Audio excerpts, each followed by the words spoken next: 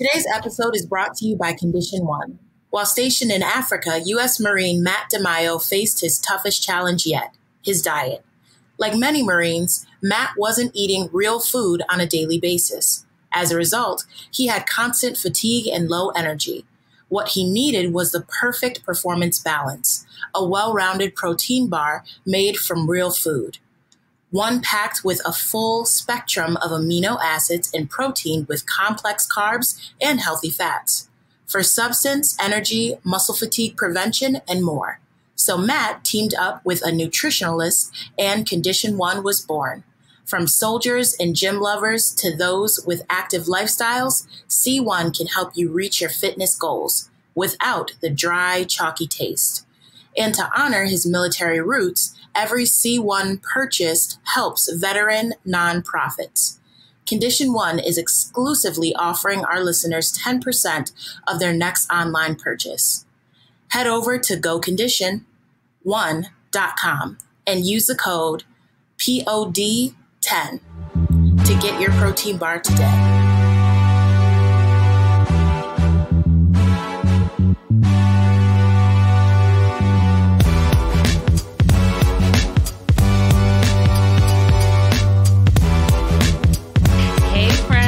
Welcome to another episode of the So-Called Oreos podcast, the podcast where we discuss all the awkwardness, hardship, and hilarity that comes along with society labeling you white on the inside and black on the outside, also known as an Oreo. I'm one of your hosts, Amari, here with Kia Swinton, Rachel Fowler, and Janae Price. Hey guys, so how's everyone doing this week? I'll go if anyone else wants to go. I'll go because I have a quick update. Because last episode we were talking about the world being up in the air with like jobs and other stuff, and I was not in a good like grounding spot. So then, a couple of days after that, my company had layoffs. I was laid off, and at first I was like, oh my god, leading up to that, I was just like in a kind of a rut. Like I didn't know what was going to happen, and it was a lot of deciding factors, such as like where I was going to live, where I was going to work, what was I going to do day to day. And then when it happened, I actually didn't feel any type of sadness. Like I didn't cry. I didn't feel any like type of remorse. I was more so like disappointed in like humanity and like the reasoning and how they did it. But I actually feel like a huge weight is like lifted off my shoulder. And I feel like probably one of the best weeks I felt like during the pandemic, like the week after that, which is odd because I didn't think I would feel that way. But I do. So I'm just happy that, even though it's not a great situation, I still feel like internally very good. That's good. That's good. That is really good. I think after I got laid off due to the pandemic too back in May, and I had a very similar feeling. I was sad about it for a half a second. There was definitely a feeling of like, what am I going to do? What's going to happen? And then right after that, I was kind of like, you aren't happy there anyway. It's time to figure out what you want to do and where you'd be happy and kind of freestyle it. So can definitely identify with that, Kia. Yeah, it was odd. But it was a good thing. So even like in turmoil, it's like good to feel like grounded and centered when you can't control like all these outside forces. Yeah, that's good. My interesting news this week is that UNC had its first week back to school, and they were doing hybrid courses. So, some courses were online, some were like in person. And after a week, there was a spike in infection rates of COVID-19. Who would have thought? It went from like 2.4 to 13.9 in a week. So all undergrad classes are now online, and they're trying to densify campus. So kids are just like leaving, and it's kind of like, well, yeah, you didn't test anyone. You just brought us all to Chapel Hill. And did they have to quarantine or like stay 6 feet apart, or like what were like the qualifications? So yeah, you had to stay 6 feet apart, but I mean, you're walking outside. People, I didn't go on campus, but I heard most people had masks on for the most part. And people who are infected are now being they're quarantined at various hospitals and not hospitals. Well, I don't know, maybe there are people in hospitals, various hotels in Chapel Hill, and they're like being provided food. But I don't know, some people were tweeting from those hotels, and that did not look like sustenance. That looked like crackers and cheese. So I don't know if they're getting different meals, but it's just it's a shit show. Yeah. They need to figure that out soon. Like, it's August. Like, we've had so many months. School's about to go back for like very young kids, and like the fact that we haven't figured this out is like insane. We need to just figure it out. And it's frustrating because they, like, health experts were saying, use the summer months when more people can be outside to contain the virus so that you don't have to worry about it so much during cold and flu season. And now cold and flu season is staring us in the face, and we're all like getting ready to go back inside. And it's just like frustrating because this didn't have to be. We're looking at other countries, and it didn't have to be this way. Italy got through it, and Italy was a mess before. So, yeah, it's insane. Like, hopefully, and people cannot have to realize like we cannot be out in like house parties in the winter. Like, we need to go back to socially distancing in the winter. Yeah, the videos circulating of people at parties around like at UNC, but like different campuses with like no masks, nothing. And I'm just, who raised you people? They're crazy parents who are doing the same thing. That's true. That's true. Like, it ain't real. Take that mask off. Any other updates from Rachel or Janae? Just that this country's a mess. I'm a little stressed out because, you know, we don't know if there's going to be any more government aid for New York State, any extra unemployment. I live in New York City. My severance has run out. So, you know, but that's about it. That's all. This place is a mess. I'm really looking into leaving this country, trying to become a citizen. Same. I literally texted my best friend today, and she was like, what's the update? And I was like, yeah, I got laid off. And like, if I stay in the country, I'll stay in New York. And she's like, if? And I'm like, yes, if I stay here. If. But that's it. That's all. Y'all. Oh, sorry, Rich. What were you going to say? Oh, I was going to say, all is well over here in Atlanta, Georgia. You know, in the ATL. Yeah, all is well. Okay. All is well in the ATL, I like that. Okay, well, I'll get into This Week in Black History.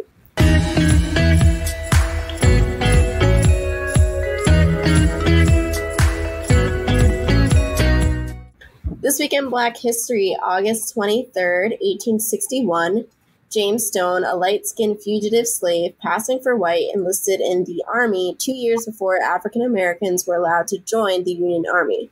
He's recognized as the first African-American Union soldier, and his racial identity would not be known until his death nearly a year later. Then we have August 29th, 1962. Mal Good became the first African-American television news commentator when he began broadcasting on ABC. So that's some history facts for y'all. You know, you can read the title of this episode, which is why I picked the first fact about James Stone, who passed as a white person joining the Union Army. And then I also picked the second fact because I feel like a lot of our topic with colorism has to do with media. And so I just wanted to give a fact about media. And there you go for This Week in Black History.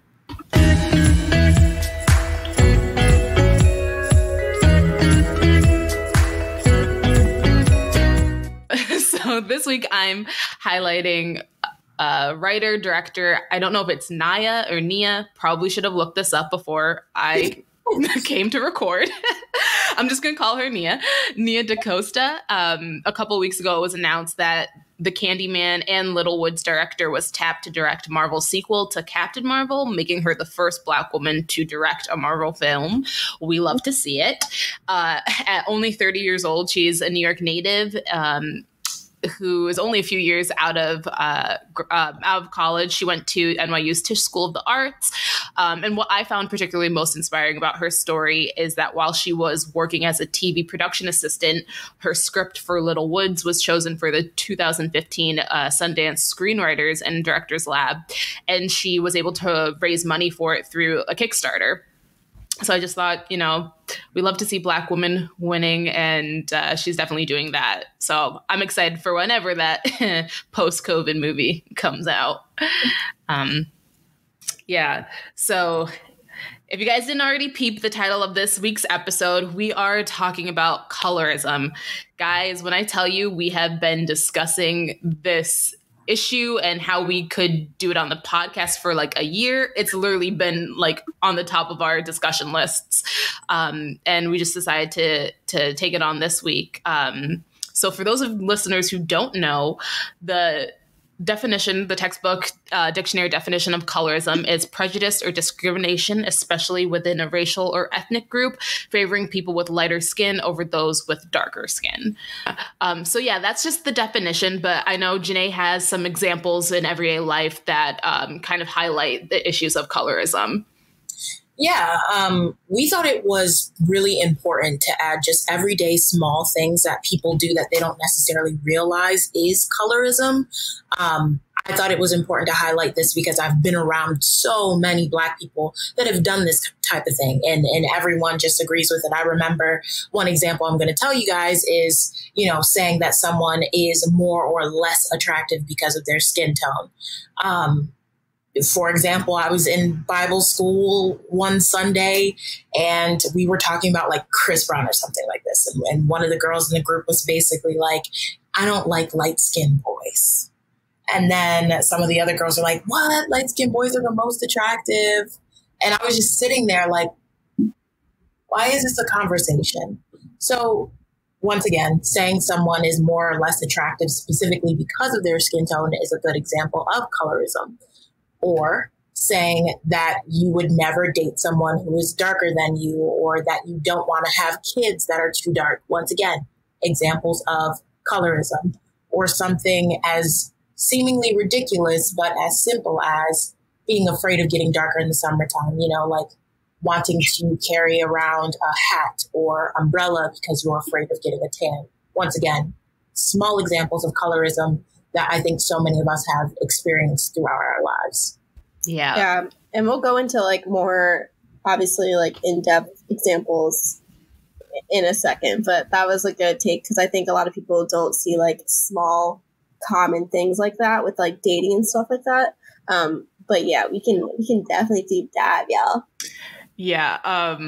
And so I think it was interesting because I've been pretty vocal about my opinions on issues of colorism on social media. And I remember posting something a few weeks ago and someone had said that they wish that I didn't, put that out there so blatantly because it gave white people a reason to see us like as infighting. And like Who said that? we don't need to go into whose, but we ended up having a decent rapport about it and a discussion about it. I mean, although it is difficult as a dark-skinned girl for someone who is of lighter skin to be like, don't talk about this issue because we don't want white people to think that like we're not unified. But I don't give a fuck what white people think, and don't like Black people should stop. That's so fucking stupid. It's so stupid. I feel like the same people who say that are the same people who say we shouldn't say that Black trans lives matter when we're talking about the Black Lives Matter movement. And like, yep. I brought that up in defense of talking about it because I was like, if we're going to do this thing, we need to protect our most marginalized members. And like, that would be Black trans people. That would be, darker skinned people. If you look at statistics, the way they are discriminated against. And I was like, to me, colorism isn't just a Black issue. It's a white issue because how do you think we got colorism? We got that through colonization. We got that through slavery. And, so, just for people who want more like historical context around that. So back in the slave days, when colorism kind of began, you saw lighter skinned slaves were given more domestic work within the slave owner's home. Meanwhile, darker skinned slaves were regulated to the more grueling field work. And slaves with lighter skin were seen more favorably because, unsurprisingly, they were the product of rape, because let's call it what it is, and were seen closer to white. So they got favoritism of that. And we saw that after slave days kind of bleed into society, bleed in within just the community, you know, lighter skin is lighter skin's preferable, lighter eyes, straighter hair, all things that are closer to Eurocentric features. So those are just some of the ways that shows up, and that's some historical context for those who weren't sure how colorism started.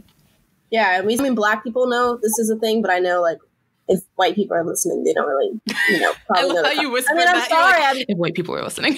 No, I know white people listen, but I'm sure they don't know the whole aspect of, like, what's a house slave versus, like, a field slave and, like, the colorism and stuff. So, but yeah, we see, Black people see it in their culture still and, like, the jokes and stuff. So, yeah, for sure. Yeah. It's so interesting because, like, in my family, that's something that we always make jokes about, being, like, a house Negro or a field Negro. And because in my family, listeners, in case you guys haven't heard me say this a million times, I'm tall, I'm larger, and most of the people in my family are tall and larger. So we always wonder, although we're very light, very fair people, we always wonder whether we would be house slaves or field slaves. I guess it's kind of a weird thing to like wonder about or to talk about if you be I've never it's how you make of it though, like, it's like all we can do now is just like joke, I guess. I don't know. My favorite is when like I'm talking in conversation with people and there's like a mixed group and there's like some light people in there and I'm like, well, we know y'all would be in the house and I would be in the field, and everyone just shuts up. And I think it's the funniest thing ever because you can't really argue. No, Mari, you would have. But I mean, either way, you would have been in the house, girl. Like, no, I mean, like either way you slice it, great.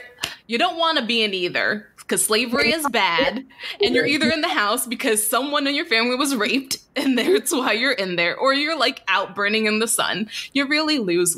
And at the end of the day, colonization, it's bad people. Is there a fact of like maybe it's easier to run away in the field though?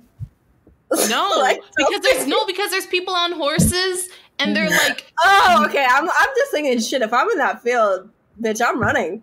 Like, yeah, you fast? Hell yeah, but I'm just saying, like, it's.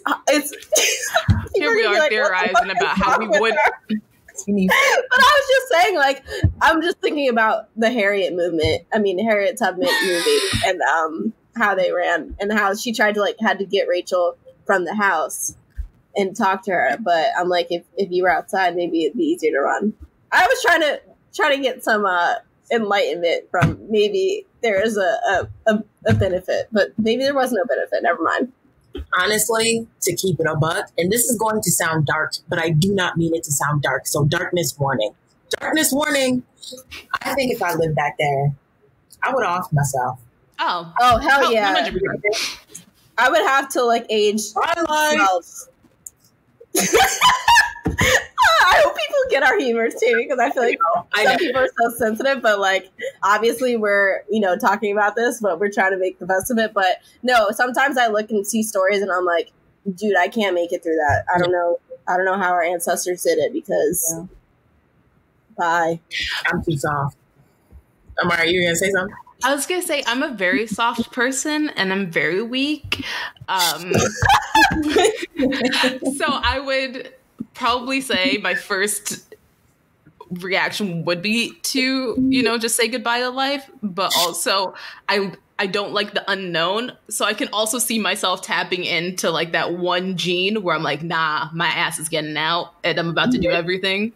So I don't know. But again, I'm either going to be in the slave riots, or if I was still light, I would honestly do what they did in Harriet again. And they were white passing because they were mixed. Okay, because this is colorism, let's talk about passing, because I feel like that's another thing.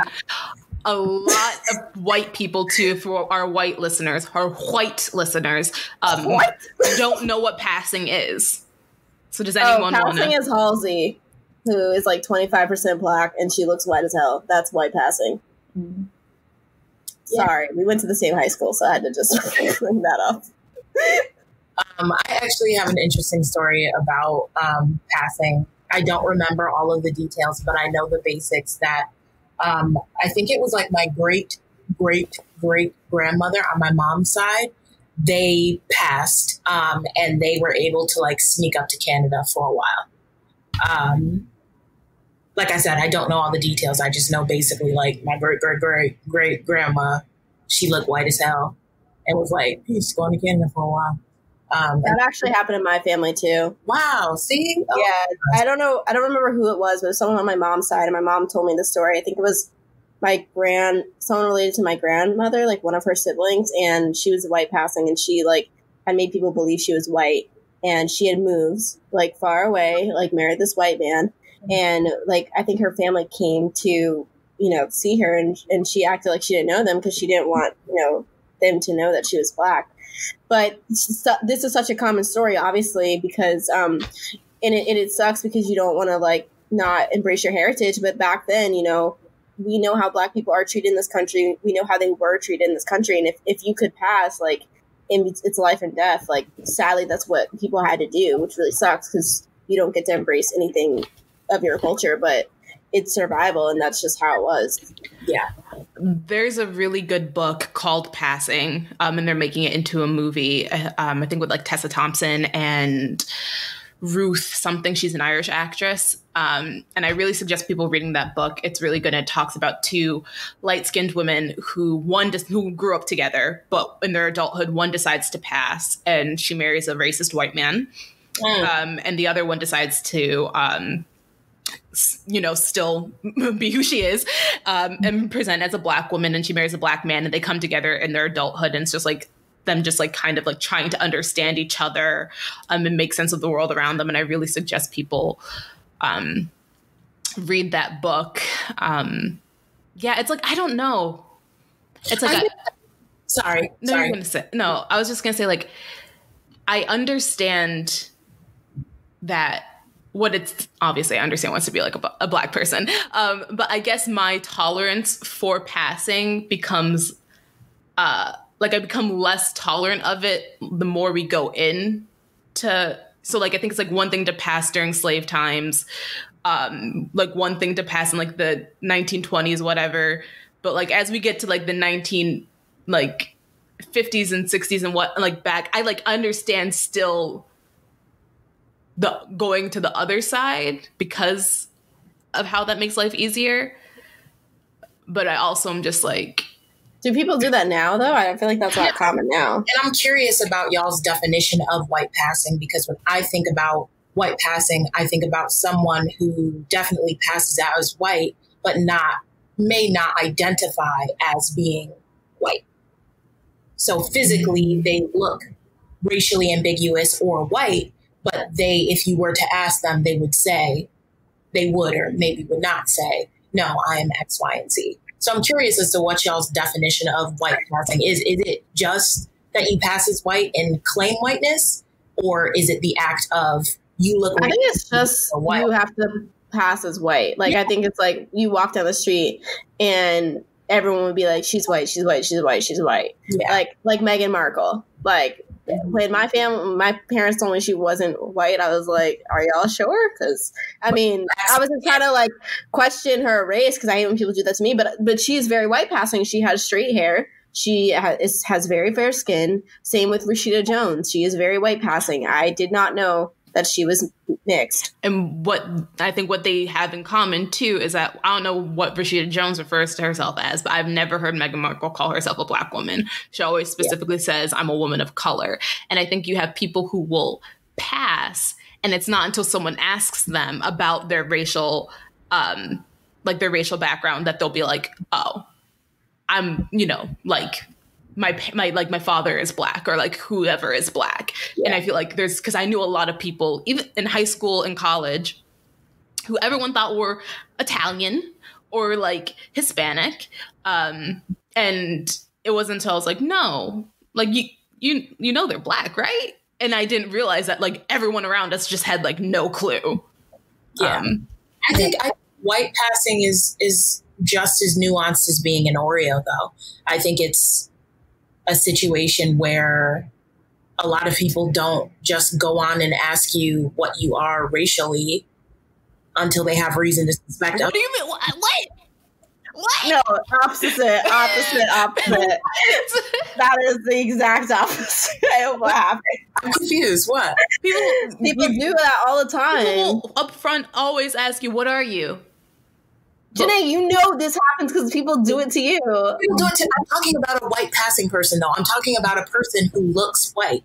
If someone looks white and they're going about this world with everyone thinking that they're white, people aren't going to ask them that they're white. So okay, I see what you're saying. Need to be like all the time, I'm black. No, that's what I'm saying. My best friend's white passing, and it's a very nuanced thing where it's kind of like, does she constantly want to be like Black Power, Ungawa? Because people are going to look at her like she's crazy and argue with her about her damn race. I'm upset you just made up that word. But if you ask her, she will tell you. But other than that, it's a very nuanced thing where people are constantly like, you're not black, you're white, you're Italian. And we could get into that a little later. But Amari, do you want to I know you had some thoughts about like products marketed in different countries, and also Indian Matchmaker. Yeah, you wanted to just because I do think it's important to say like colorism isn't just in the black community. No, I mean, again, well, because the white people be colonizing everyone. So like, if we look at Asian countries, if we look at Latin countries, the trauma is deep. And so, last semester for school, I was doing a project on Shea Moisture. I was doing a case study, and Shea Moisture is owned by Unilever. I don't know what the hell they're called. Unilever, yeah. Yes. But I was doing some research and I found out that Unilever also owns like companies like Dove and Axe and all these big names, also owns a skin whitening company called Fair and Lovely. And that just really pissed me off because for those who don't know, like skin whitening does what it sounds like it does, and it'll bleach your skin. Here's like an interesting stat from a 2019 article from Vogue, and it says by the year 2027, I can't even say numbers. 2027? What 20? Is that what it'll be like that? 2020? I don't know. You guys get it. I'm struggling. By 2027, the skin whitening market will be worth $24 billion. And that's really alarming and sad to me because you're perpetuating this idea that in order to be deemed beautiful, you have to be fair.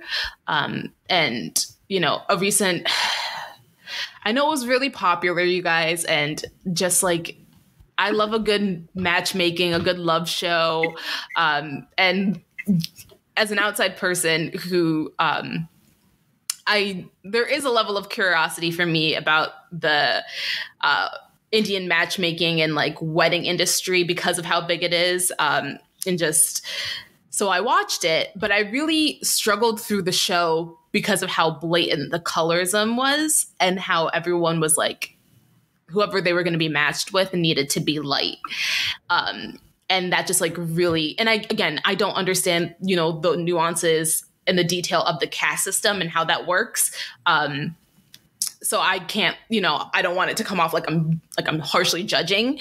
But as someone who doesn't understand that just came off really, it was just really off-putting to me. And I had to like multiple times pause the show and walk away because as a dark-skinned person, it was really hard just to see people just be tossed aside because they were considered too dark. Yeah. So in terms of Indian Matchmaker, I also was like a little disturbed by the whole, like, she's great. She's a great option because she's fair. And I was just taken aback by that because I knew it was something in like Indian culture, but I didn't know it was such a huge factor still. And then when I saw Crystal from the Read tweet about it, people were like, oh, I thought they meant fair. Like she's like a fair person. Like she's an equal opportunist. But a lot of people didn't know that like they meant fair, like light skin. But I do think it's important to highlight that it's not just Black culture, that it is very prominent, like Indian culture in China. They don't want to get tan, so they walk around with umbrellas and stuff like that. It's a lot of other cultures as well. Obviously, we can talk more about it being a Black culture, but I do think it's something that other cultures need to address. And in terms of like Fair and Lovely, it's also highly marketed in Africa, which is just disgusting that something like that is marketed in Africa. But I mean, like, it's true. My family is Jamaican, and like growing up, you know, they had billboards, and I would see them when we would go visit over the summers. And there's actually this really good book by Nicole Dennis Ben called, I believe it's Under the Sun. No, Here Comes the Sun. I'm sorry. And it, you know, it discusses about skin bleaching, the skin bleaching culture in Jamaica. And like, you know, I think of artists like Vibes Cartel, who's very popular, but the man does not even look human at this point. His skin is just gray from all the bleaching. And it's just like really disappointing, because when I think of Jamaican culture, I think of like people that are very like into their blackness, but also like just like the African diaspora. So like to see how that kind of bleeds into it, it's just like, damn. Yeah. And, you know, as our resident K-pop fan, this has definitely been a trend in Asian culture too. I mean, Kim Namjoon, who's the leader of BTS, he openly talked about his own insecurities kind of being like the darkest member of BTS. But really, he's not even dark. His skin tone is very, I don't know, like it's a shade of honey, basically. And he talked about feeling very insecure about being dark. And it's actually insane, because it's like you're not dark in the slightest. So yeah, as to echo what you guys said, it's definitely a thing in other shades, POC, everywhere. Colonization has seeped its ugly fangs into the world. Okay. Yeah, so my personal experience growing up, people always pointed out like my skin color, my hair, and then it kind of made me feel uncomfortable, and especially coming from like older men.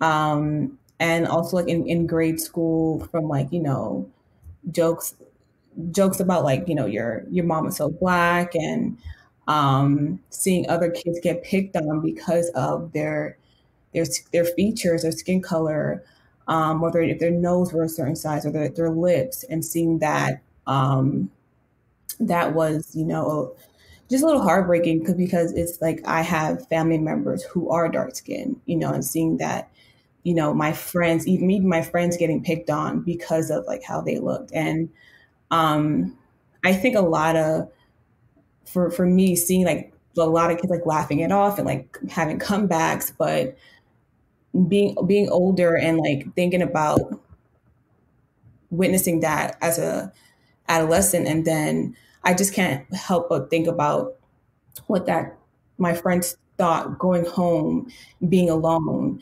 And then we have like media representation, how the light-skinned women are usually the lead characters. And then you have the light-skinned women are usually successful. They have it all together. You know, they're likable. And then the dark-skinned women, who's usually portrayed as like sassy, talkative, undesirable, and desperate when it comes to finding love. For example, Nikki Parker from the Parkers, Dejanay from the Proud Family, and Pam from Martin, and how, you know,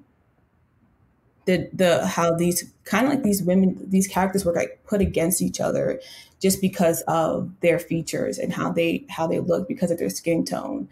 And in music videos, you know, like we have rappers always talking about light-skinned women and talk about their hair and how they're exotic, and how they go for exotic and foreign women. And 50 Cent talking about when he was on Lil Wayne's podcast, talking about how he doesn't go for certain women because they're not exotic looking. And I'm just like, yo, Black women are exotic. Like, what are you talking about? So that's just, you know, my experience with like colorism and what I witnessed and experienced. I just wanted to, you said something about the Proud Family, and I think we all need to discuss the Gross Sisters and how problematic that image growing up, and something I didn't even like necessarily recognize in the moment, but the fact that the darkest people on the show are blue, and that is a common comment on dark skinned people. It's like, oh, you're so dark, you're blue. But they explain it. Like I went on like a very deep Google search one night, and they said that the reason that they're blue is because they're so ashy because they can't afford lotion. So you mean to tell me that the darkest skinned girls who you call gross are also poor, and you make them mean and they're bullies, and it's just kind of like, tell us more about what you think about dark skinned people. Oh my God, I didn't know any of this until you just said that. It just made sense. Like, oh my God, now I'm thinking about it. That's an awful explanation. Oh my God. And I think people don't even realize like the subliminal messages that you get as a kid. Like, you may not recognize what it means in the moment, but that shit stays with you and you internalize that. And so like I was watching Proud Family when I was like 8, 9. I still watch it as an adult. And that stuff, it's like, that's exactly what I was gonna say. So we can like move on. Yeah. No, you can. Yeah. Things we internalize, and then you grow up thinking that it's okay, and then as you get older, like you start to like navigate the world thinking that something is wrong with you because of like your skin tone and the features that you have. So yeah, that's crazy. I'm like still like, wow, the Gross Sisters. That's insane. But because you guys talked about media, I just want to do some other things about media and colorism, because I feel like it's the main factor of like in the culture where we see this played out. How you guys mentioned like music videos and TV shows, and I think what kind of stuck out to me was in terms of like younger people and who's like the young Black people now. I feel like it's all mixed girls or light skinned girls, and that's like Zendaya, Yari Shahidi, Amanda Stenberg, and it's like the same kind of like the same concept in all these shows, and we don't even have anyone who's like not mixed, and then we don't have any dark skinned people as like the main character, which is a little insane because I feel like it's the same tired like Blackish, like the whole like Kenya Barris is obsessed with his mixed wife and he has 5 shows about her, and it's just like, can we do a different show? Like, it's not. And I'm sorry, I don't get how like being mixed with like curly hair is like a personality trait. Like, that doesn't make you exotic. I'm sorry, like I don't care if people take that offense, but that does not make you like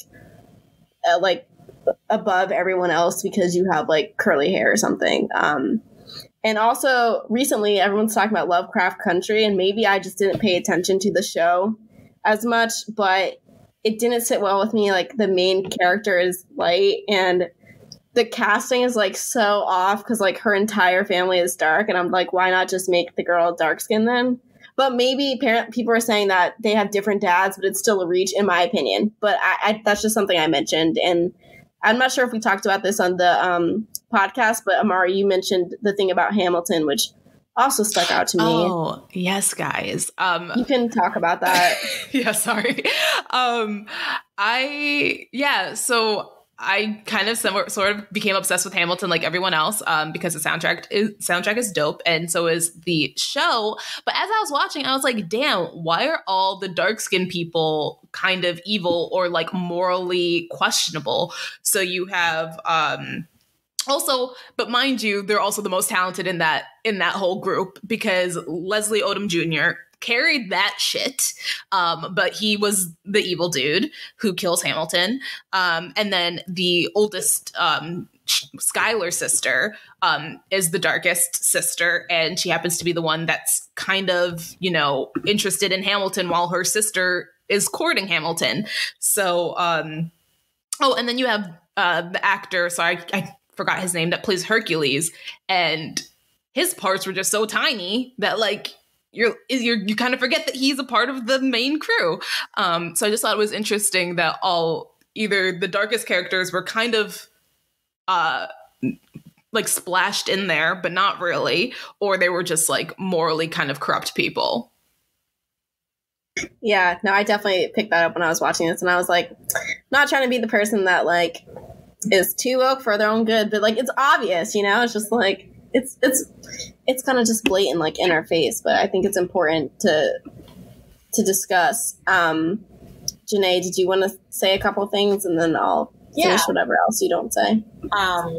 For my own personal experience with colorism, I find I'm obviously very light. In my immediate family, besides my half sister, we are all very light, but I'm like the lightest out of all of the light skinned people in my family, other than like my aunt. So growing up, I was constantly called cake mix, and people were always, making jokes about my lightness. But other than that, I think I knew pretty early on because of my half sister, who is about Amari's complexion, close to Amari's complexion. She always said something about it. And to this day, I'm very, very grateful that she did, because it made me, I think, realize, it made me think more about colorism in general. And it made me realize my privilege compared to her as a light-skinned girl. I think I remember there were a lot of specific instances with dating, but this one in general stood out because early on, my sister had told me that, because I felt ugly growing up. I went to school with all white people. Obviously, this is so-called Oreos, and the opportunities that we had dating in high school were very different than other people, because we are Black women who grew up in white areas who, white men wasn't checking for us, and the Black men we went to school with weren't checking for us either, for the most part. So I felt ugly, and I constantly talked to my sister about that. And she would say to me, you're light skinned and you have freckles. Boys would be all over you in my school. And this experience was highlighted when I went to community college, and there was a boy that she had a bit of a flirtation with. So mind you, he was a bum for being in community college, because my sister's 5 years older than me when I was in community. Anyway. But nothing against people that go to college later in their life. You're right. You're right. Catch me on that. Catch me on that. But anyway, he was a bum. But anyway, basically, we ended up finding out that he was talking about how attractive I was because I was light skinned, and how he preferred to date girls like me because of my light skin. And just being aware of themes like that as a lighter skinned person, I think, has made me better. And it's made me once again see how privileged I am, and really kind of acknowledge and analyze why I choose to date certain people. I don't even know this weird thing for me where I kind of feel a little bit of guilt when I date darker skinned men, because there's constantly this thing where you see light skinned women and darker skinned men. Like that always pops up for me every time I'm with a dark skinned man. I'm like, dang, I'm doing it again. No, seriously, I'm like, damn, I'm perpetuating this same ass stereotype that we see everywhere. But pause. I think we need to talk about that a little more, because there's a couple things that you said here. But is it perpetuating, like, when you just like date, because you're still dating a Black person, right? Yeah. And it's not your fault that the guy likes you, and I would hope they don't like you just because you're light, because that is problematic. Which I have had men come up to me and say, yes, your light skin is so pretty. You're so pretty because you're light skin. I have had men say that to me so many times. I have had men say that to me too. It's very odd, because I actually think the people that say it the most happen to be Black men, unfortunately, that will comment and say, hey, light skin, your skin is so, like, just the first compliment. And that's disgusting. I'm obviously turned off by that. And because you're basically saying if I was dark, you wouldn't talk to me. Exactly. So, like, we have nothing to do here. We're saying that my lighter skin, my proximity to whiteness makes me more attractive. Makes me a valuable option for you. And it's disgusting. It's disgusting. It's disgusting because it's also, like Amari said in the beginning, the only reason our skin is lighter because of history of like raping, and like it's a very negative and disgusting past for Black people. So you commenting on someone's skin of being light and as better is just very disgusting, because it comes back to like rape and stuff. And I think it's ignorant when people are like, oh, why are you so light? And it's like, you know why, like, you're Black, you know why, like, people are light. It's not a great history. It's very ugly. So I think it's weird to like comment on that in like such a ignorant way. But in terms of Black men dating light-skinned women, I think also with colorism, I see it a lot with men, where I feel like they are the ones kind of like fueling this fire in terms of, like you said, dating light-skinned women, only dating light-skinned women, purposely not dating dark-skinned women. I feel like they always make comments, like Rachel said, in the hip-hop songs and all this stuff, like, oh, she's a red bone, da-da-da-da. And I feel like that makes darker-skinned women kind of like have this negative connotation with light-skinned women, which... I'm just saying what I see. What I see. It seems like people are like that because these men like prefer this, that it kind of you have a negative connotation to it. And then I also feel like on the other hand, it's like, wait, I didn't say that shit. They said that dumb shit. I don't agree with that shit. I just want to make sure people don't think like this whole light-skinned people think they're better than you. They are sensitive, whatever. And I can do with the sensitive and the jokes and stuff, but I don't want people thinking that just because I have lighter skin, I think I'm better than all these women. I think I'm just prettier than everyone. I think I'm just all these things that come with it, because I think it's very much largely men kind of pushing that narrative. And maybe I'm biased. This is just what I see. I feel like men do push that narrative, and it's a negative connotation. I only disagree slightly, like 50%. I think I mean, I do think largely because women like, I mean, I've seen it perpetuated on both sides. So that's what I want to say. So I want to say, like, yes, it does come from men, but at the same time, my internalized anger to I'm just going to be honest, I have a lot of internalized anger towards light-skinned people sometimes, and just colorism, because one, it's not only coming from dark-skinned people commenting on, us being dark and what that means. It's not only seeing dark-skinned men prefer light-skinned women, it's also light-skinned women making comments on dark skin, and, also kind of sometimes like separating themselves, like the whole you see, I mean, granted, I think this movie is awful, but in School Days, you have the light-skinned Black women who are all cornered together. They have this kind of like highbrow mentality, and you can say that's just perpetuating the stereotype.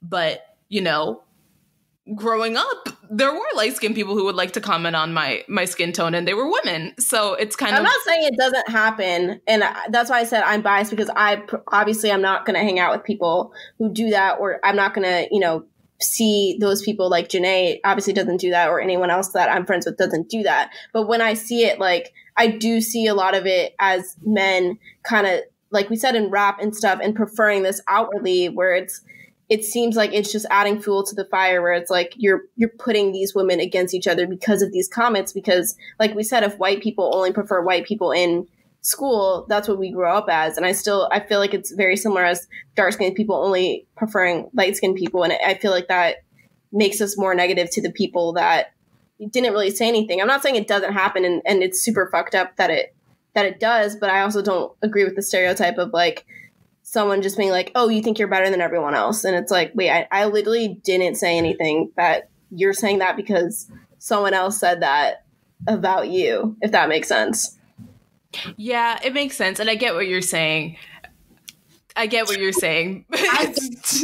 it's definitely both. I think that there are some light-skinned women who have it in their head that they are pretty because they're light-skinned, because that is what the world has told them.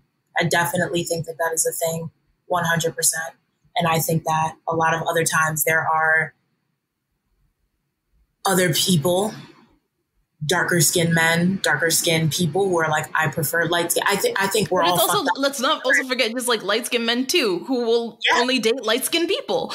That's true. So it's like this whole, I mean, up from it. Right. And exactly. Like you're all just at the end of the day, just like fucked up. And it's just like, but I think like my frustration, and you do feel bad too. Cause I mean, like my mom, she'll swear she's dark. Sorry, Zan. Love you. But she in our family, she is the lightest.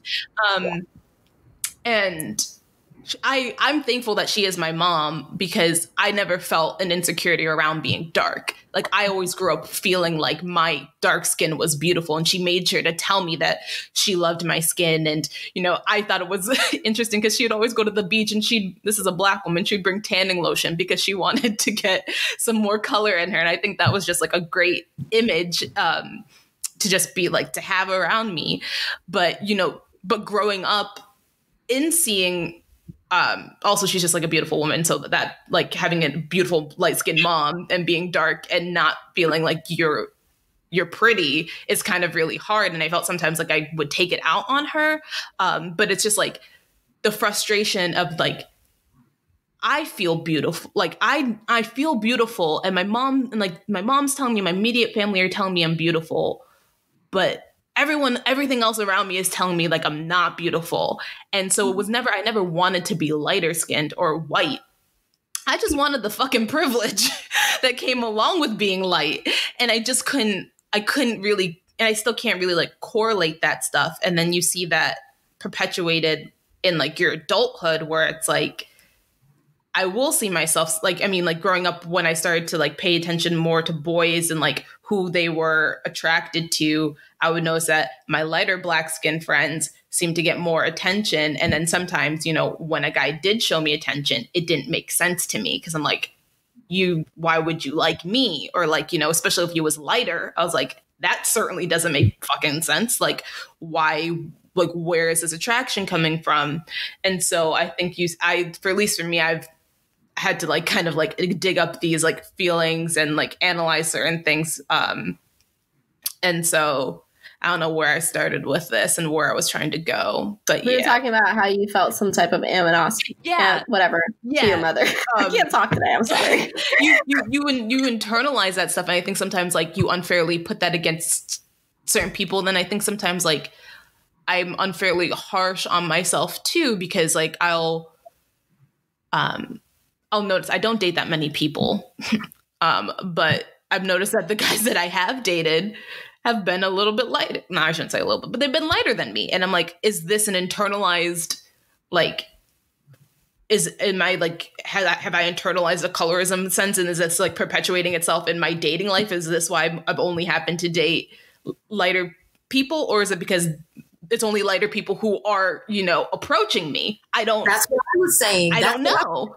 I look at my own dating history, and a lot of the time, the men that I am more attracted to, the men that I date, are darker skin. So I'm sitting here looking at myself like, is this a part of colorism? Is this some type of messaging within myself where I feel like as a lighter skinned woman, I need to date someone darker than me? Or is it just a coincidence? Mm-hmm. I think you have to be like a little less harsh on yourself too, though, because I think it's like at the end of the day, like the main story is that we are all Black. So I think, yes, if there's an issue, if you can really pinpoint like, hey, I'm doing this to compensate because I feel some type of way, so I'm going to date only dark skinned people. Or if like the other way around, if dark skinned men are just like, hey, I just like lighter skinned women, that's problematic. But I think if it comes down to like you just happen to like this guy and he happens to be light and I think it's so hard to find love in this world that I would hate that we were like kind of shitting on ourselves for like, once we find it, this is problematic because X, Y, and Z. Yeah, well, it's not like I'm gonna like happen to date a light-skinned person and be like, I'm gonna stop dating you because you're light-skinned and this is like me, like, you know, like this is me perpetuating or whatever. But I think it's more so like just analyzing it and being aware of like this might be a thing. And also that like I do believe that like unconscious bias is just as harmful as conscious bias. So I think there's just like a level of reflection that is required in it. That I get that. But I think as long as you realize, hey, this isn't an issue, or you're like, hey, I dated 15 people and all of them are like one color above mayo, then that's a problem. But, you know, if not, I think it's fine. But I know we wanted to talk about the OWN clip that has been surfacing on Twitter with, I think it's Black Love, right? That's a documentary or something. I think it's the 4th season, maybe? Yeah. You could tell we did research. Anyway, in the trailer, it's very problematic because it's all these couples with very, very, very, I mean, they're light. Like, I was like, damn, they're lighter than me. Like, they're really light.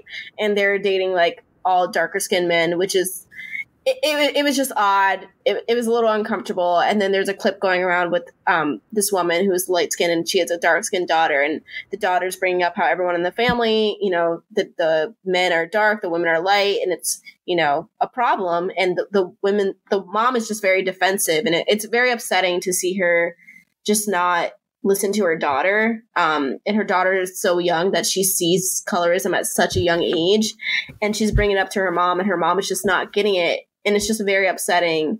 One, that OWN would just like not see that this is an issue. Like, you're Black. I'm sure it's a Black production company, or Black people were on this project. And obviously people weren't going to take it well that it was just these very, very, very light women and these, you know, on the other shade side, dark men. But I think people just really want to see dark women get some love in media and dark women be chosen, you know, especially by people that look like them. And I think it's just very odd that we're still having this conversation in 2020 when we're not seeing the dark-skinned women be the center of attention or the one that's getting the love. So yeah, if you guys wanted to comment on that clip. Watching that clip really actually broke my heart, because there's really a part, it starts off talking about body image and how the teenage girl is really like, am I attractive? Am I? And of course her mom is basically like, you look like me, so of course you're attractive, which one, not really helpful. But then she continues by saying, well, I also wonder if it's because I'm dark skinned, like all of my light skinned friends seem to be chosen first. And she even pointed to her mom and was like, you know, you're light skinned, daddy's dark skinned. So, and her mom just keeps on kind of disagreeing with her. And that just hurt to watch, because I can only imagine being that age. And personally, obviously I am light skinned, but I did grow up feeling unwanted by men. And I can only imagine having that conversation with my mom and pointing to these very glaringly obvious things for me. And then my mom saying, well, no. And it's like, mommy, I still go to school with white boys who don't want to date me. I still feel ugly because of that. And I can only imagine that being a different situation where it's like my skin tone. They're like, I don't know. Yeah, I definitely had to wake up to that too. I mean, in high school, no one wanted me because you're just Black in a white town. So that's just nobody. But in terms of like college, I was getting a little more attention. And then I did like realize like, oh, a lot of it, you know, it probably would be harder if I did have darker skin. And I do feel like when white people like approach me, I do have to question, like, is it that I want to try a Black girl and you know, are one shade, you know, not dark, so you're not intimidating, so I could just like try you out and just say like, oh, I tried a Black girl, or I dated a Black girl. And you could just like kind of feel those things where it's like, I don't know if you like me because of me. I think I'm just like something on your bucket list, or, you know, that type of thing. And it's definitely internalizing. Or like in work, it's like, would you still treat me the same way if I had darker skin? I've definitely had to like reckon with that after college, because I've started to see it a little more and be aware of it a little more and see how people treat darker skinned people and how people are approaching me. Like now I'm very aware of like if someone's approaching me and they comment on my skin, or like how they react to certain things, or question like, would this person really be dating me if I had darker skin? And that's just weird that you even have to do that. Like, I often question the intentions of even Black men when they talk to me. Darker skin. I mostly question Black men, to be honest, because I sadly I do think they're the ones that are very open with the whole light skin thing. And there was a guy I dated, and he was very, very dark, and I always like loved his skin color. I never told him that, but I thought it was very beautiful that he very dark skin. And then he actually like had this thing with my friend. It wasn't shady. It was a long time ago. And then she's mixed and very light. So it made me just like question. I'm like, oh wait, I know your dating history, and it's very, very like mixed girl light. And then it just made me question if he even like approached me because of the reasons he said, or because he had like some type of type.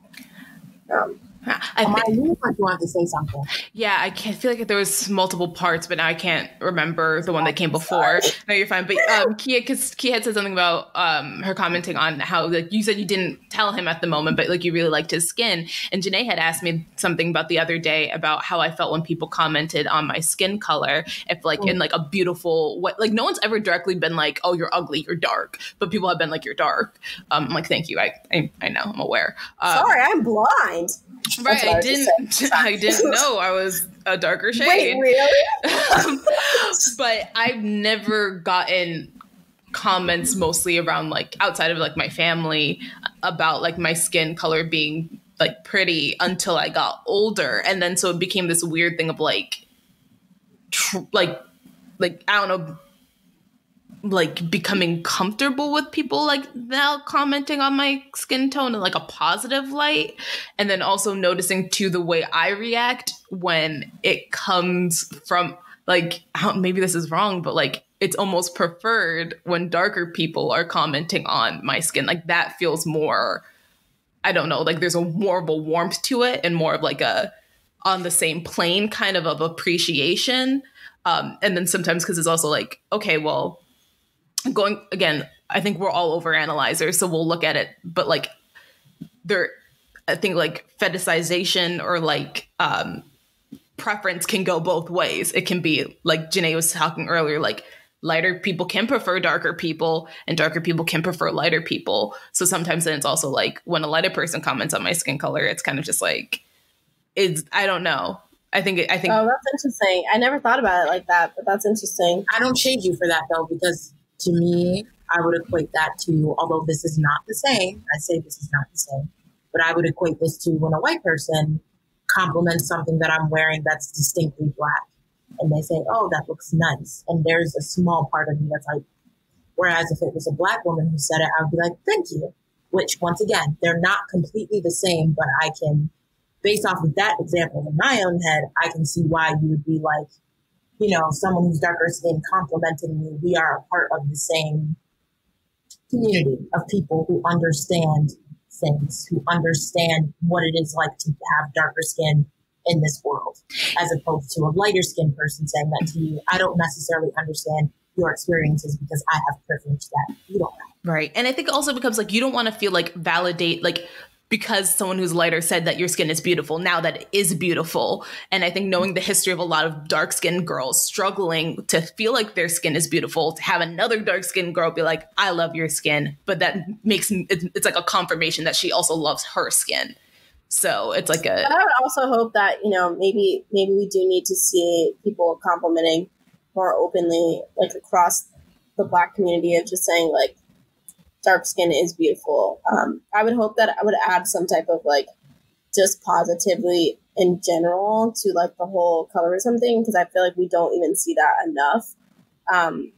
And I would hope it was like genuine and with good intentions, and saying like I like your skin to a dark skinned person is definitely a different reaction than I like your skin to a light skinned person, because I can't see in any way saying I like your skin to a light skinned person how that's a compliment. Maybe I'm wrong, but I just feel like there's so much history with that. But when you say it to a darker skinned person, I would hope that people have genuine intentions of like really thinking like the skin is beautiful and not in some type of like fetishizing way, because I would just be putting us backwards. Yeah. And but also to go back onto the fetishization thing too. And I know Keely earlier you were talking about like when dating, like especially like if it's not a Black person, like there's also that questioning too of like why this, I think there's in all dating as a Black woman, there's always going to be a level of questioning no matter who you're dating, whether they're Black or white, Asian, Hispanic.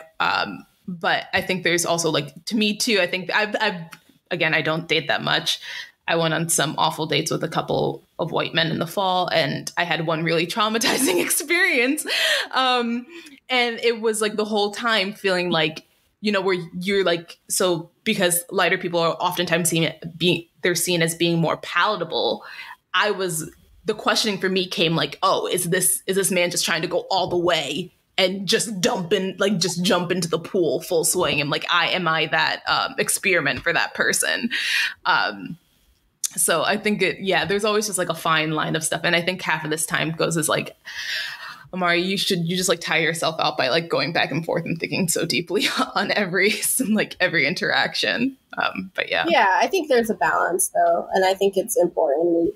Unfortunately, we just have a history with colorism in our community that we do have to address, and we have to get past it. But do you guys want sorry. I do want to really quickly validate that, Amari. I think you're a smart human being, and you constantly questioning that shows that you're thinking about it, which is a good thing. Thank you, Janae. Yeah, I think we can all think about it a little more. I think just doing what we can to uplift like everyone in our community. Do we want to go into some social responses? Because we did ask our people some things. Yes, we'll bring them in. Do you want to do Twitter first and then Instagram, or what do you want to do?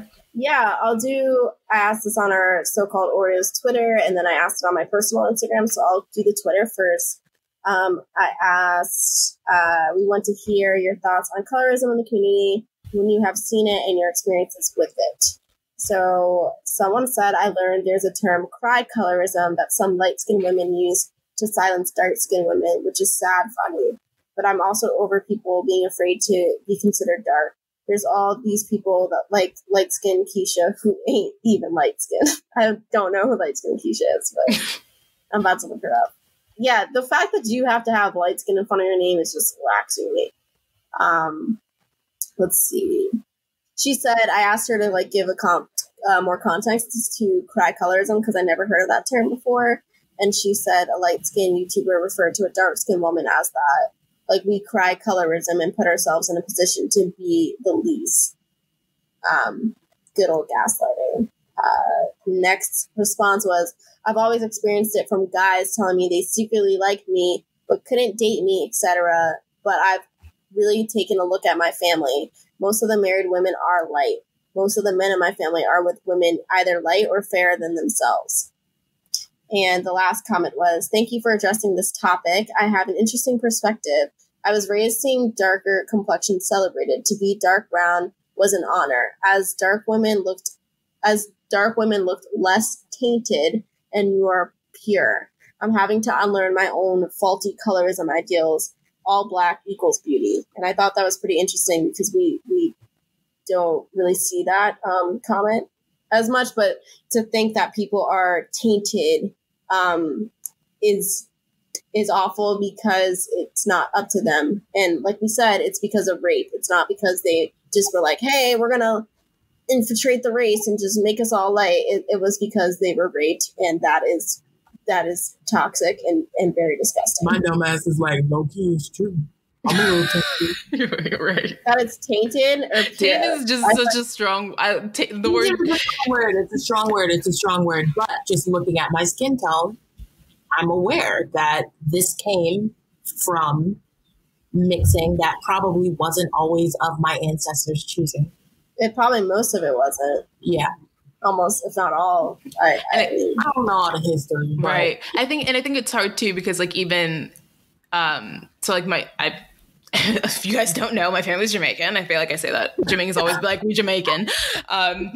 But again, Jamaicans are like, it's a very, they call it like out of many one people. So from that, it's like, there's like a lot of mixed people in the country and stuff. And there's like a lot of mixing, I guess, in my family, but I don't know, again, like because around a certain era, you're always curious about how like certain relationships come about, and you're like, was that really consensual? Like, how did that go? But I do know, like, we have like, we have some Chinese in our family, we have some Lebanese in our family. So I think, obviously, I think no matter where in slavery the raping comes in, I just like don't know like the history of some of it too. Yeah, I just think I also think there's a problem with people thinking that light-skinned people are less black because that's not up to them, again, like you said. And I don't think just because you're lighter means you're not black. And that goes to the Oreo experience too, because I think people are like, oh, you're not really black because you're light. And it's like, I have nothing to do with this. I'm thinking like 85% black according to Ancestry.com. Yeah, you blacker than me. Yeah, because I mean, just history. Like I said, like whatever the white race is, it's because of rape. So I don't think we were just like, let's get a light family. Also, I just want to say I am the lightest person in my family, like by far. So I think it's interesting to hear how people are like, I'm the only dark skinned person, but I always grew up like the opposite, where I was like definitely the one that stuck out. And like when we went on vacation to the Bahamas, like I remember going on the banana boat, and this guy like was questioning, like he was like, "Are you actually part of their family? Like, are you just here?" Or like he was questioning me, and it was very upsetting because I'm like, I am black. I'm here with my family. I paid for this vacation, and I just think it's disrespectful that you're going to question if this is my family because I'm light. And I think people need to realize that too, because it's not, I just don't think it's funny anymore to just like question how black someone is because how light they are either.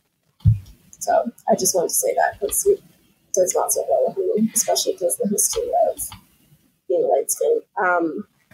And I asked on Instagram, do you know what colorism means? And only 71% people said yes, which I thought was a big percentage. But I think a lot of white people follow me, I guess. So I was about to say, how many white people follow you? Yeah. Well, I grew up in a white school, so I'm assuming that I would have to say most of the people probably are white. Okay. But I was just like, damn. And before it was only 60%. I was like, wow, people really don't know. Yeah. So I combined the results from my personal Instagram and the Oreos Instagram, and together, out of 70 participants, 66 knew what colorism meant, and only 4 did not. And I think the 4 were white. I would hope they're white though. But some of them. I don't want to get into like I think they might have been Hispanic. I'm not sure, but. But I was actually surprised by the amount of people from my personal Instagram page who were white that said they knew what colorism was. And I was like, okay, education. And then, so for our questions, we asked, when did you start to make sense of colorism and its impact within the community? And so a lot of people said around the age of 8 seemed to be like a weird sweet spot for people, like elementary school, middle school. We had a few outliers who said they didn't realize until like their late teens, early 20s, so around college. One person said they knew since grade school, they knew that what colorism was before they even knew what racism was. The Latino-looking kids, the looser locks, fair complexions got more praise in school and in church. And another person said, I noticed that people were more rude in the summer because I got 4 to 5 shades darker. I internalized it and felt more pretty in the winter. Now that I'm older, I see that colorism exists in many POC communities, including Asian and Latinx. Now that I'm in a serious relationship with an Asian man, my family hopes the kid can pass. And that just reading that just made me really sad, not just for her as a kid, but to, even think future wise and what people might think about your child, what they might hope for that child. Even though for me, children is like far, far, far off. Is she saying the family hopes they pass? I think they're saying, yeah. Black? No, because. Oh, okay. Sorry. I thought they were saying like, oh, we hope he passes. Sorry. Okay. No, I think they're just saying because like she's in a relationship with an Asian man that the kid will, might be more racially ambiguous. And then another person said, I understood it when I noticed in media that there weren't that many brown/dark-skinned women as there were light and mixed women, which is something that we brought up earlier. So yeah, I was glad for the engagement on Instagram, but kind of sad for how, just like how, particularly for the dark people, how a lot of the stuff was internalized and how early on in their childhood they noticed these things. And I think what's interesting too, for me at least personally, is I didn't have a term for colorism. Like I didn't know what it was, but I could see it. And so I feel like that's also frustrating too. It's like, I can see what's happening, but I don't know the proper term to label it. Yeah. I think personally, I had the same thing where I realized that when I was in white areas, I was treated one way. I was treated like, the ugly duckling. But when I was in Black areas, I was treated as if I was some prize. And it was constantly like, you're freckles, you're light skin, you're freckles, you're light skin. So for me, it was very weird to go between the two communities and be treated as if I was ugly in one and beautiful as if in the other. And it was just very weird. And I didn't realize it was colorism until I got a little older too. And the good point is that white people just see you as trash, no matter if you light or dark. No, that's a lie. That's a lie. Because I remember. I feel like they still think Negro. It depends on the white person. I distinctly remember when I was like 16 or something, I always like to go on to antique festivals. My mom and I were at Antique Fest, and I was trying to buy this ring from this man, and he he was kept on asking my mom what she was. And she's like, I'm Black, I'm Jamaican. He's like, no, but you look Hispanic, you look Latino. And this was a white Italian man, I think. And then he turns to me, and with a surprising level of disgust, he was like, well, he just kept on talking to my mom. He's like, you're so beautiful. Like you're there's something about you. And like, well, you're sure you're Black. And he just turns to me, he said, you're just Black, but what are you? Wow. And so white people, and also you can't say white people just see Black, because we also see statistic wise how dark skinned people are seen versus light-skinned people in the eyes of white people. That, but I'm saying they still think you're still Black, but there's even still a hierarchy in the Blackness. There is a hierarchy in the Black, but I think I'm trying to get as with Black people trying to be so like accepting of the white race. White people still see you as Black, and you're still Black. Like there's no point of like being like, we got to do this for the white people, because in the eyes of white people, light-skinned people, you are not any better than white people. You're never going to be better than white. I think that's the key distinction, is that you're not going to be better than white people, so white people are always going to be better.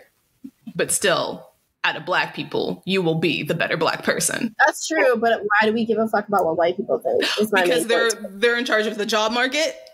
They're in charge. I still don't think we should like do things just for white. We shouldn't do things for white people. I'm saying, like, statistic wise, if you're going to look at, like who's going to get the job and who's hiring, white people are more likely to pick a light skinned person. Right. Yeah, for sure. So I think that's important to acknowledge. Right. But I did acknowledge that at the beginning. Huh? I said, I think we did acknowledge that at the beginning.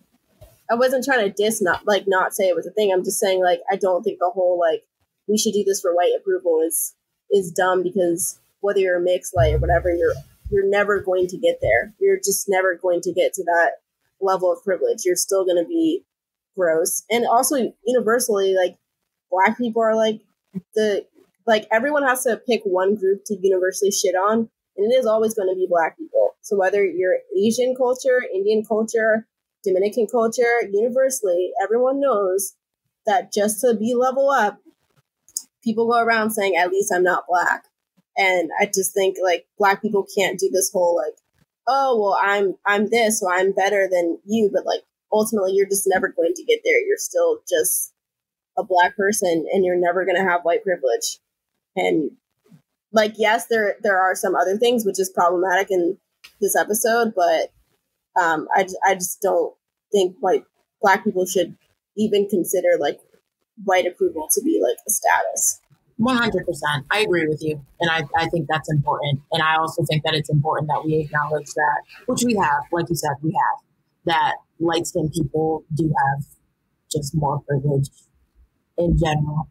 They're light-skinned people in this world are closer to white, so therefore just get more. I mean, there were so many times, just so quickly before we wrap up or move on to our other segments, there were so many times that white people told me, like, you're the good Black. You're a pretty skin tone. If I was Black, I would want to be your skin tone. Like, white people acknowledge that all the time. They acknowledge that, I mean, we know we're still never going to touch whiteness. We know that. But they still acknowledge that being lighter skinned, you're more attractive to them than a darker skinned person. To them.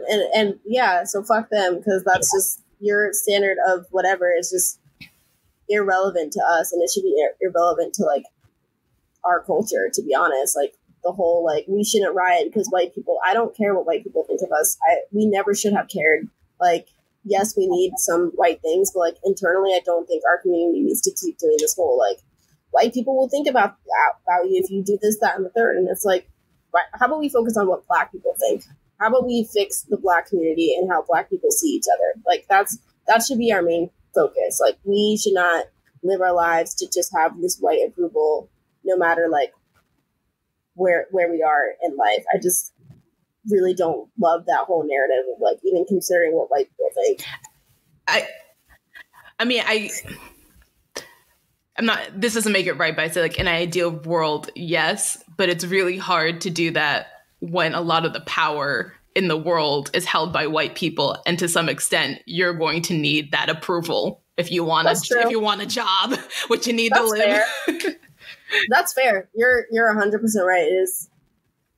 Like, I guess we do have to do that. Right. It's just like you're stuck in this awful system because the system was created by white people that hold the power. So then you're always going to be like held against that. So, I mean, that's true. I guess, like, I should say there are some unfortunate situations that we have, but I think if we can fix kind of like the standard of beauty in our community, I think that should be something that white people don't have approval of, because, you know, we should be thinking of like internally with that. And unfortunately with jobs, you're right. White people do have most of the jobs and stuff, but hopefully that just means our community can elevate Black people into positions of power, and we can no longer have to only do stuff for white people. Black people could be making those decisions too. Yeah. Should we move on to Rachel's segment? Yes, we need some healing. Heal us.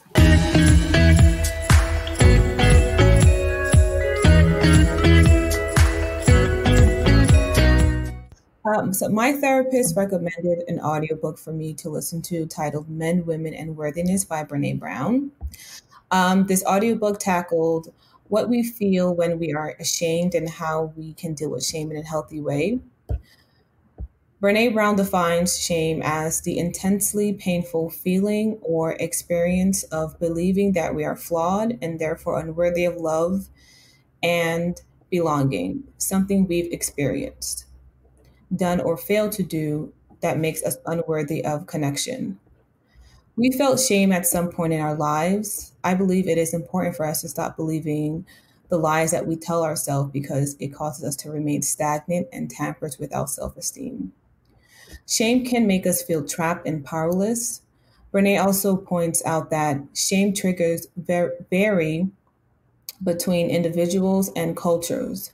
For example, appearance and body image, sexuality, family, motherhood, parenting, professional identity and work, mental and physical health, aging, religion, speaking out, and surviving trauma. So here are a few tips to help with overcoming shame using the shame resilience theory. 1, recognizing the personal vulnerability that led to the feelings of shame. 2, recognizing the external factors that led to the feelings of shame. 3, connecting with others to receive and offer empathy. And 4, discussing and deconstructing the feelings of shame themselves. To close, the shame resilience theory is being able to recognize that shame needs to be acknowledged and understood before it can be overcome. That is all for Time to Talk Mental Health.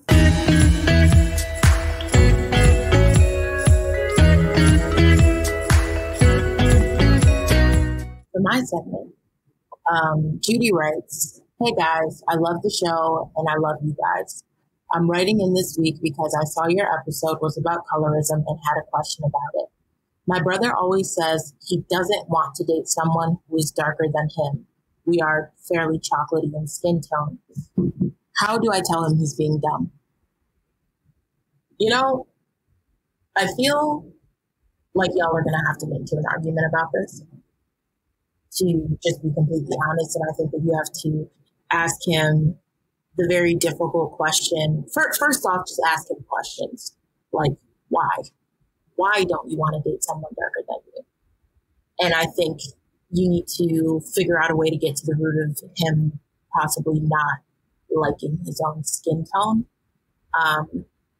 I don't necessarily believe that you can boil it down to preference and just say, I prefer someone lighter than me. I think that color is too nuanced in our society to just say that it's preference. So I think that you need to ask your brother questions to get him to think, to dig deeper into why he doesn't like dating darker than him. Yeah, I think that's a good point. To just ask, like, flat up, like, so you're not coming off as like defensive. Yeah. Like right off the bat, you could just be like, why is it that you prefer lighter skinned women? And he might just be like, oh shit, I didn't even know, like, why this is problematic. Like, you might just be helping him get to like that point of realizing that that's just such an ignorant statement. And if he doesn't get there, you should be like, that's super problematic. And then play him this episode. or you can say whatever you want, but just help us out with the plays. But you can just be like, yeah, that's problematic because X, Y, and Z, and you could give into your own words, and hopefully he'll be more receptive since you're a sibling. But I do think it's important to address it because I think, like we said on the show, we're responsible for the people we keep in our camp, and I think if we have people saying statements like that, it is our duty to at least address them and hopefully get them to realize that that's problematic.